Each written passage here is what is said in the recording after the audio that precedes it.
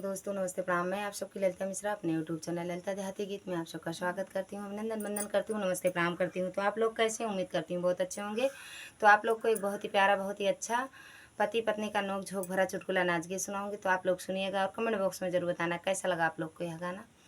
BA पढ़ के मोरे सजनवा दारू गंजवा बेचना हो, बीए पढ़ के मोरे सजनवा दारू गंजवा बेचना हो, दारू गंजवा बेचना कि दारू गंजवा बेचना। बीए पढ़ के मोरे सजनवा दारू गंजवा बेचना। बड़ा अरमान रहा मेरे दिल में पियवा मिले सरकारी हो, पियवा मिले सरकारी। बड़ा अरमान रहा मेरे दिल में पियवा मिले सरकारी हो, पियवा मिले सरकारी। कि टूटिगा सगरो मोरे अरमानवा दारू गंजवा बेचना, कि टूटिगा सगरो मोरे अरमानवा दारू गंजवा बेचना।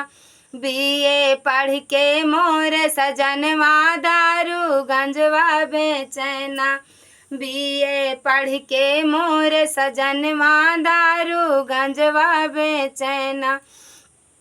बड़ा अरमान रहा मेरे दिल में पियवा मिले दारोगा हो, पियवा मिले दारोगा। बड़ा अरमान रहा मेरे दिल में पियवा मिले दारोगा हो, पियवा मिले दारोगा।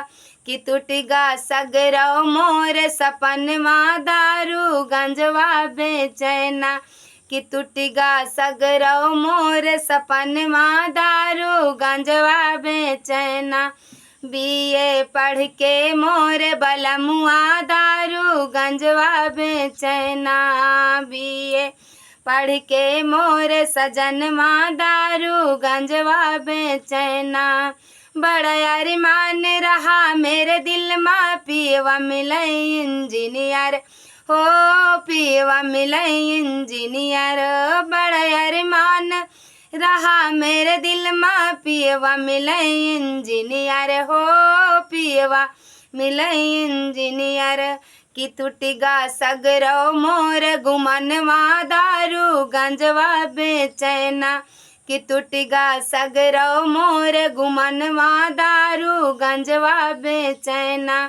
बीए पढ़ के मोरे सजनवा दारू गंजवा बेचना, कि बीए पढ़ के मोरे सजनवा दारू गंजवा बेचना। बहुत बहुत धन्यवाद दोस्तों।